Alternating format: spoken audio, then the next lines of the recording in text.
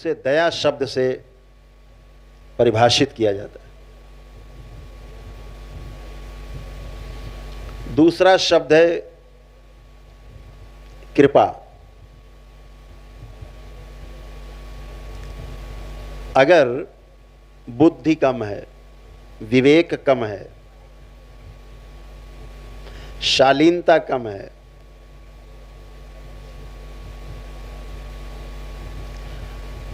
जीना नहीं आता ठीक से, उसमें कोई आपकी मदद करे, आपको इन 84 लाख बंधनों से मुक्ति के लिए आपको शिक्षा दीक्षा दे, जैसे गुरु करता है, तो उसे कहा जाता है कृपा। तो कहते हैं नहीं, गुरु कृपा।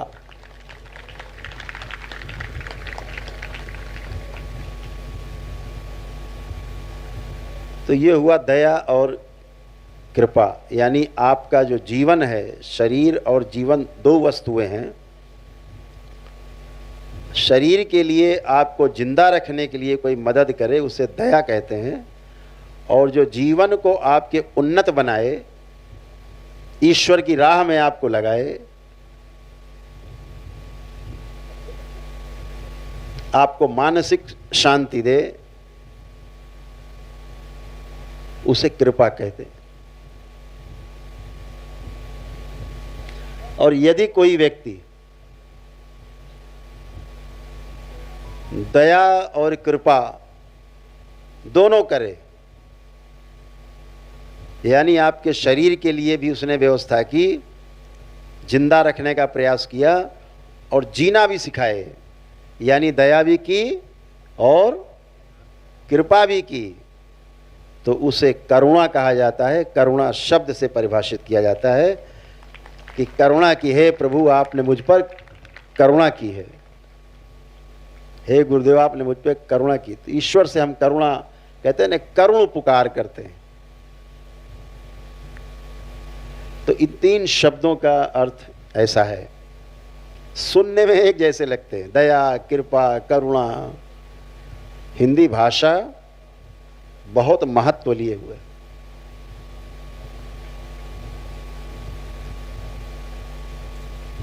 हिंदी में जो बोला जाएगा, शाब्दिक अर्थ उसका वही रहेगा, बदलेगा नहीं। संस्कृत में बोला जाएगा, एकदम अडिग रहेगा।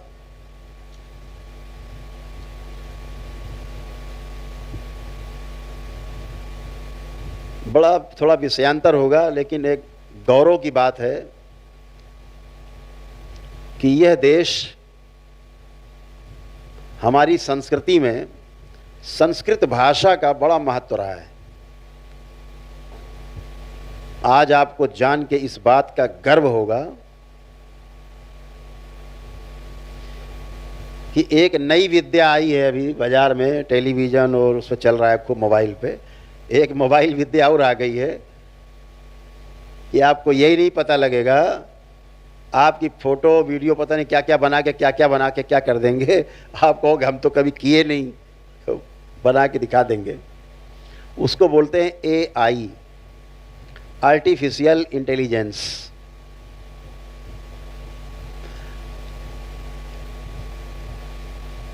खतरनाक टेक्नोलॉजी आई है। किसी को कुछ भी, किसी का पिक्चर बना के, आप दो लोग बैठे हैं यहाँ पे, आराम से प्रेम से बातें कर रहे हैं, एक दूसरे को कुशल क्षेम पूछ रहे हैं, और उतना वीडियो निकाल के ऐसा बना देंगे कि घूसा लात चला है आप में। आपको अरे ये तो हुआ नहीं, वो AI है। अब ऐसा विद्या आ गई है। दुनिया के किसी लीडर के साथ आपका कहो हाय हेलो थैंक यू दिखा दें, बैठ के खाना खाते दिखा दें, भोजन बात करते दिखा दें, आदमी कंफ्यूज। तो आपको जान के गर्व होगा कि जो संस्कृत विद्या है, भाषा है अपनी, संस्कृत हमारी जो भाषा है, प्राचीन भाषा, भाषाओं की भाषा है। तो जब AI की टेस्टिंग चल रही थी, तो उसमें तमाम भाषाओं का समावेश किया गया। कि कौन सी भाषा समझेगा ये बोलने पर। दुनिया की सभी भाषाएं फेल हो गईं और एक भाषा पास हुई, उसका नाम है संस्कृत।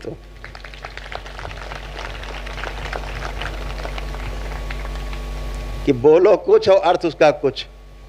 तो जो प्रोनाउंसिएशन है, जो उच्चारण है, तो बोले BUT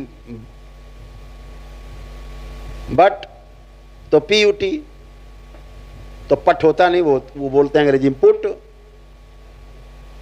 तो PUT बोले पुट, तो बगल में लिखा BUT, अब हो जाएगा बुट।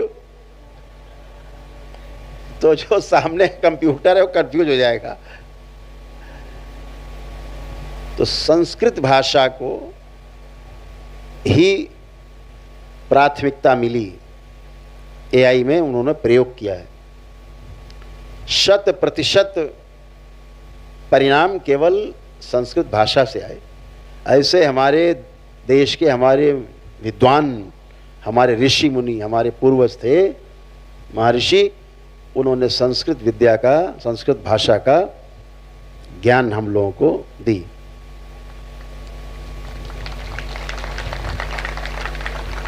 एक जो शब्द कह रहा है उसका अर्थ वही है, दूसरा बदल नहीं सकता। जैसे हमने अभी कहा दया, कृपा, करुणा, तो तीनों के शब्द के अर्थ अलग अलग हैं। तो अब जैसे हम कहेंगे दया, तो आप समझ जाओगे कुछ शरीर के बारे में बात हो रही है, कुछ रोटी कपड़ा मकान के बारे में बात हो रही है। जैसे कहा कृपा, लग रहा ध्यान साधना की कोई बात हो रही है, हाँ, हमारा जीवन और संवरे, उसकी कोई बात हो रही है। कहा करुणा, मतलब दोनों की बात हो रही। अब ये बात आपको कभी भूलेगी नहीं, हमेशा आपको याद रहेगी। तो दरबार हमेशा कहता है कि जो शब्द है, शब्द से इंगित एक वस्तु है। जैसे हमने कहा कि ग्लास, हमने बोला कांच का गिलास, तो आपके अंदर कांच का गिलास का चित्र बना सब में। कांच का गिलास बोले, हम बोले कि वहाँ कांच का गिलास रखा, उठा लो, तो आपके दिमाग में चित्र बन जाएगा। अच्छा, कांच का गिलास, और अगर वहाँ स्टील का रखा होगा तो आपके अंदर मैच नहीं करेगा। तो आप वहाँ से कहोगे गुरुजी यहाँ तो है ही नहीं कांच का गिलास। क्यों नहीं है? क्योंकि कांच का गिलास आपने पहले देखा हुआ है, इसलिए स्टील का गिलास रखा है और आपको समझ में आ रहा है कि यहाँ कांच का गिलास नहीं है। तो शब्द और शब्द से इंगित वस्तु और वस्तु में निहित अर्थ, उस वस्तु में अर्थ क्या छिपा हुआ है? क्या अर्थ है कि भाई इसे पानी डालो, दूध डालो, कोई तरल पदार्थ डाल के रखा जा सकता है, सदुपयोग किया जा सकता है, पानी पिया जा सकता है, दूध पिया जा सकता है, शरबत पिया जा सकता है, कुछ भी तरल पदार्थ में प्रयोग हो सकता है। ये उसका अर्थ। गिलास का और कहाँ प्रयोग करोगे? इसी में करोगे। तो उसका अर्थ समझ गए।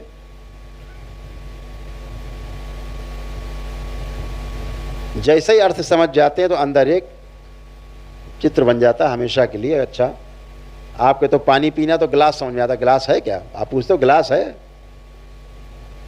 तो हर चीज के पीछे एक अर्थ छिपा होता है, अर्थ को जरूर समझना है।